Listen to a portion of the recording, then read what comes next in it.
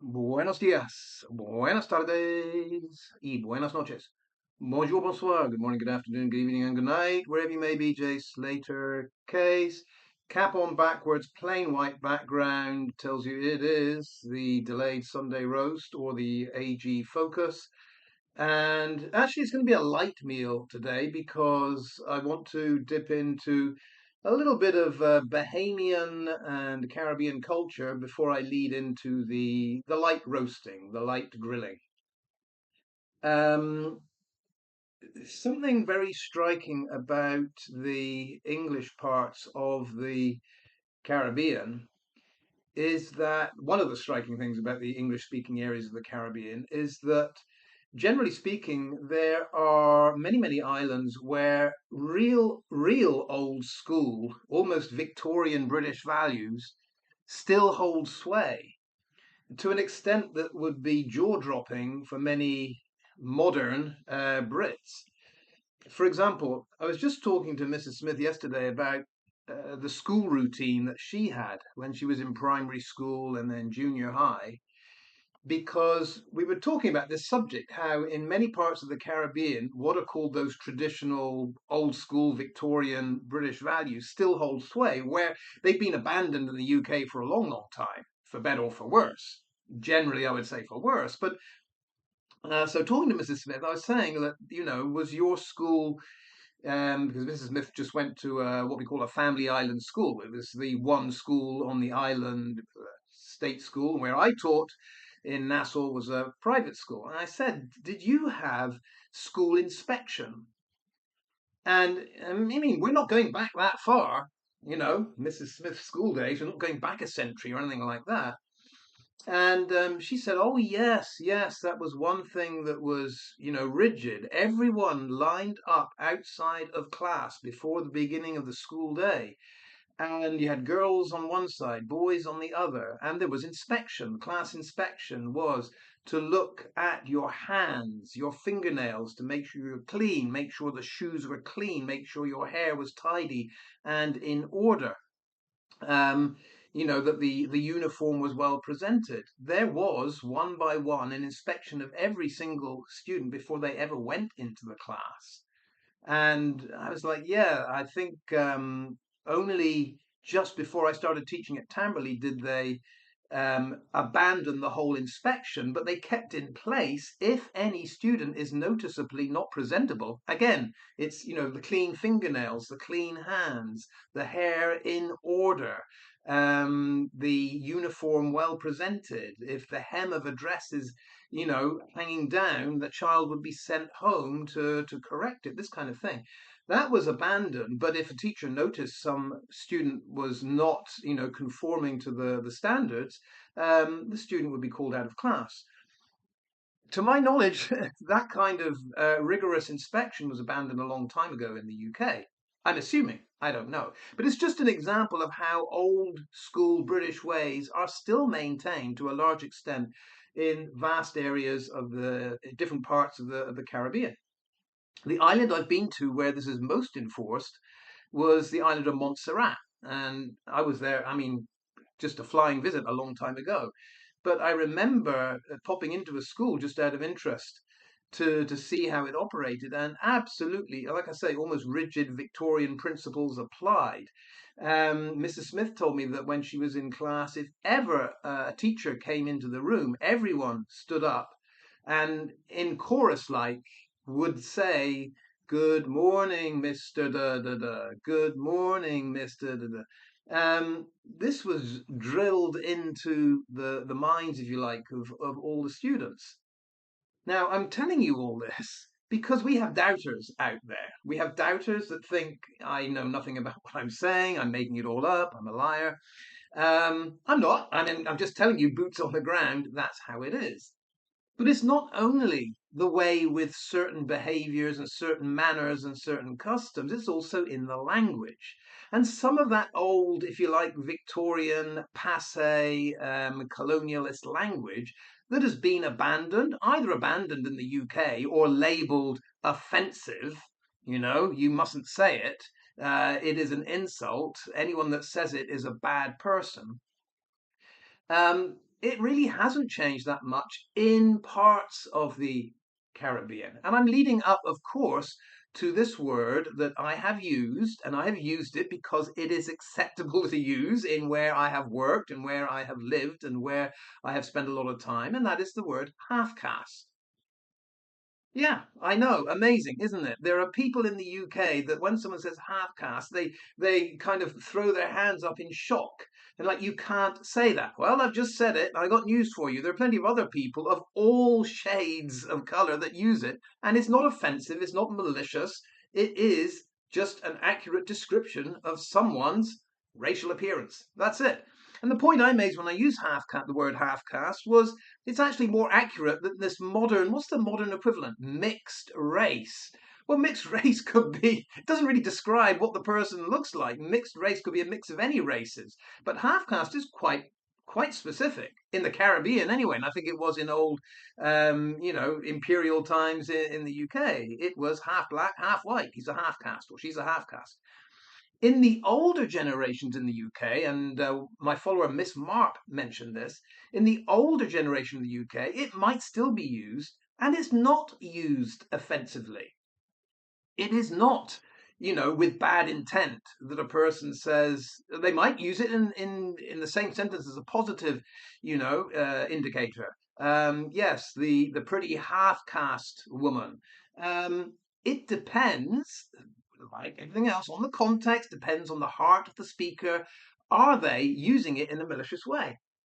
Now, I can tell you in the areas I work with, it's not malicious at all. I'll give you two examples because Lorree, I'm giving Lorree a bit of a roast, not much here, but our ever erudite essay writer Lorree, for whom nothing ever goes unsaid, was trying to correct me, trying to put me on the straight and narrow here about the term half caste. And I said to her, I said, you need to read A House for Mr. Biswas by the Trinidadian Indian writer V.S. Naipaul. And one of the things I did at Tamperley School was I taught a course on Caribbean literature. And, it was fun because not many of the students, even though Bahamas is considered a Caribbean country, even though it doesn't board the Caribbean Sea, really didn't know much about Caribbean writers, American writers, British writers, but their own region. You go up to anyone in the Caribbean and you say, name me 5 Caribbean novelists, they would be struggling. So we had this course. The long and the short of it is, in the novel A House for Mr. Biswas, which I recommend you read, it is a fascinating read. It is a beautiful book. A House for Mr. Biswas, set in Trinidad among the Indian community. I remember being in class, and we're reading it out loud in class, and we come to this bit, and it describes Edgar. Now, Edgar built the first house, or the first attempt at a house for Mr. Biswas in Trinidad. And Edgar is described, check it out if you want to, Lorree, check it out if you want to, Janey, check it out if you want to, the AG, and you don't have to go running to AI, although you can. But the line I remember very distinctly, Edgar is described by the narrator as a full-blooded Negro. A full-blooded Negro. Well, actually, the word Negro doesn't tend to be used, as far as I know, in polite British circles these days. But there it is. There we have a Trinidadian Indian writer, V.S. Naipaul, very well known, and he's got it in there, the word Negro. Now, I would imagine me saying Negro 3 or 4 times, again, apoplexy has struck, Tilbury girl Lorree and Sunderland gal Janey. Oh, he said Negro. That's terrible. Well, yeah, I said it because it's in the book. And it's actually it's a term that is still used in the Caribbean. I know this little Englander bubble that the AGs seem to be. They just can't handle certain words that don't conform to the latest wokerati instructions. Don't use this word. It's in the book, so there we have. And I said to the class, and you've got to imagine, my class at Tamperley in the Bahamas was as multiracial, multicultural, multi-background as you could imagine. Every shade of every single ethnic strain, pretty much, was in there. That's the type of place it was. But the majority, I would say, um, yeah, I would say majority Black Caribbeans. Yeah, Black Caribbeans, Bahamians. But the other half, a mix of you know what, could be anyone, anything. The point is, when we came to this line, Edgar, a full-blooded Negro, I threw out the question. I said, "It's interesting, full-blooded Negro. What other kind of Negro could there be?"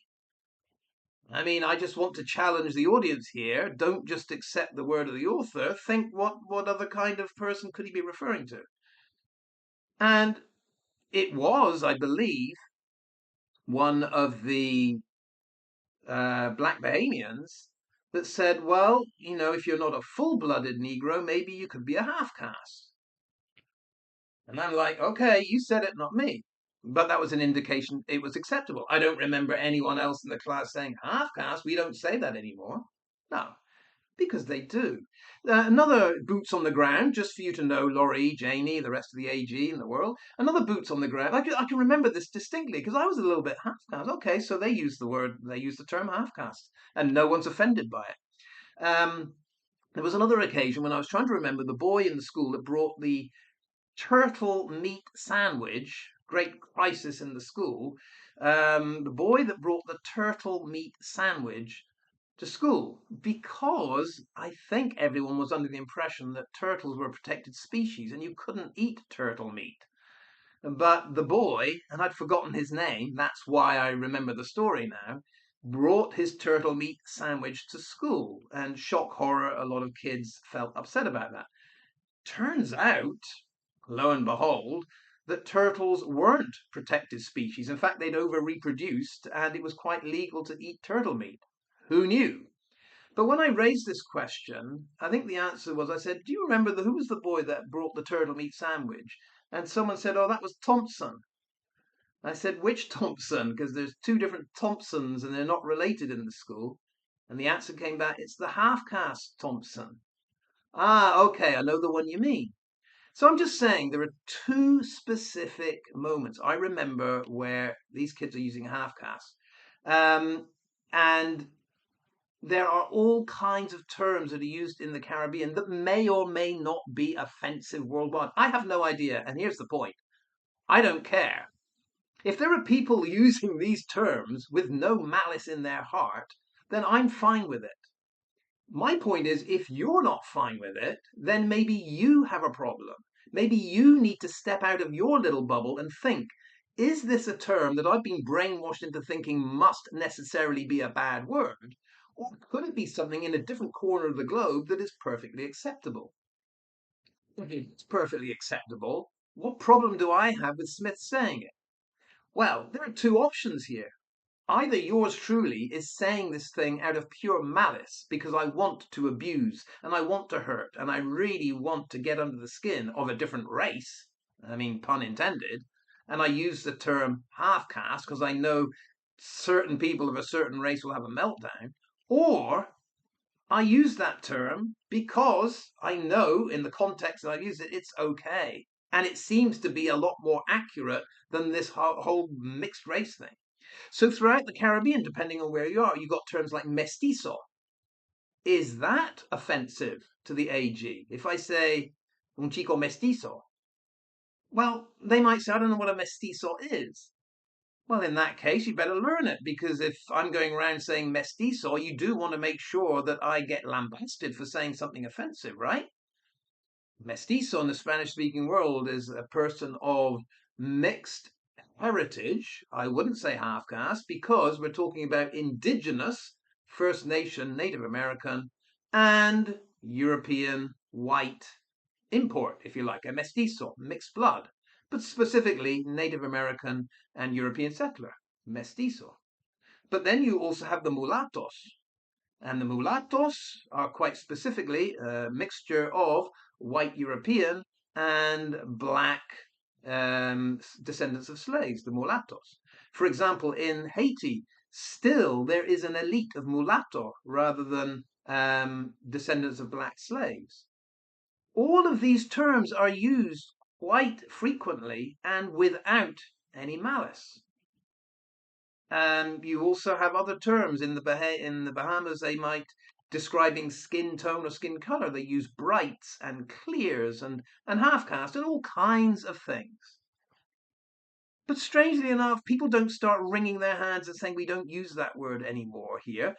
It may well be the younger generation of Caribbeans that go, for example, to the United States for for their higher education, feel that after a period of time they don't like using it. That's fine. They don't have to use it. And they have their full rights to say to their older generation that word is not considered a good word. And the older generation can tell them, oh, shut up, please, grow up and learn something, will you?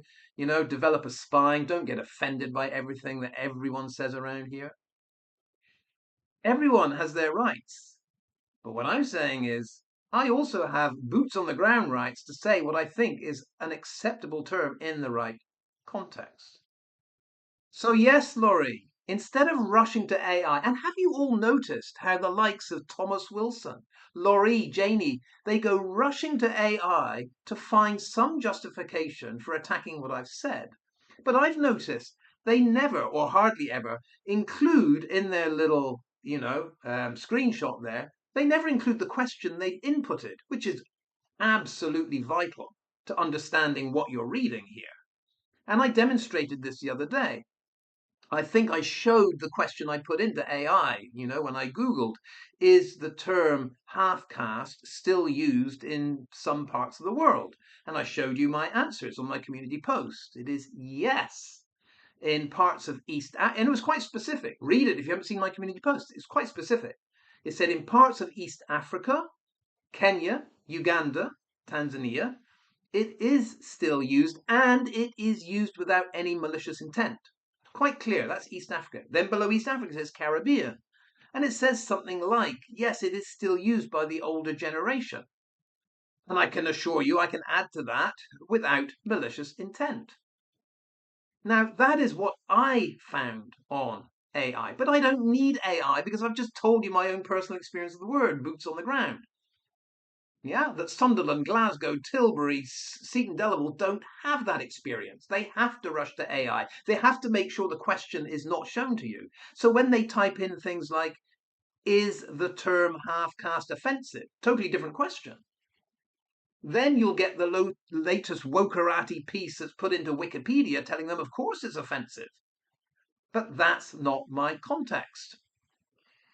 So, yes, I am fighting back on this because I have boots on the ground. I have experience. I don't need AI to tell me when I've used it, when others have used it, and what is the current usage. I've been there. I've seen it. I've done it. But I understand those in the New Englander bubble of the UK have to get at me somehow, so they will nitpick every term. And they also know that I deliberately throw out some terms to get them nitpicking, only because I like to have a verbal confrontation. Why not? This kind of debate is needed. And this is why I would just love them to jump on a debate forum with me and exchange. We could do 2 minutes each on any subject, just to hear their voice, just to see they have a face, just to hear their. But the point is, I'm getting here to the point that they can't do it because they know there is no editing. There is no running to AI. There is no delete. There is no pause. When you're on a live debate and the recording starts, you can't do anything but use your own wits. And this is the problem with the AG. It's not that they don't want to debate me because they think I'm somehow insignificant. That's not the point. They would dearly love to humiliate me. But they all know that without notes, just going voice to voice, face to face, idea to idea, they can't handle it. And there was lovely proof the other day, I think it was just yesterday actually, when Janey invited a guy called David Thorne or Thorny. I don't know who he is. I've just seen him in my comments. And oh, she was all up for a debate with Thorny. She said, let's go via Zoom. Let's do a debate. Let's record it. Let's put it out there. And I was like, well, that's curious. It's very curious. Janey now, it seems, has no objection to doing a live debate. Her objection is doing it with me. So I can only conclude she's shite scared to do it with me, but she thinks she's confident as ever to do it with this David Thorny guy. Interesting, eh? Interesting. So we can dismiss the whole, oh, no, no, no, no, the debate wouldn't achieve anything. Janey's shown that she thinks it would achieve something. She just can't handle certain other opponents. That's what it seems to me. So, yeah, the debate goes on, and I told Jan in last night's Jan's Views Live that, the whole racist trope thing, it hasn't totally gone away for me. I have other things to say, but just for this video, because we're up to 20 minutes, I'm just going to say, yeah, those of you that haven't read A House for Mr. Biswas and that line about Edgar, the full-blooded Negro, read it, go into your class that you teach in the Caribbean, present that phrase, see what the reaction is, and then tell me what your experience is, and then we can debate it. But those of you that want to run, Janey, Lorree, Thomas Wilson, those of you that want to run to AI first, before you have your real world experience, maybe just keep in mind that context isn't 100% how you've been brainwashed to think in Glasgow, Sunderland, Seaton, Delaval, and Tilbury, or Grays, or wherever. I'll leave it there. More to come. Hasta luego, adios, hasta la vista. See you next time. Whether you're mestizo, mulatto, or whatever.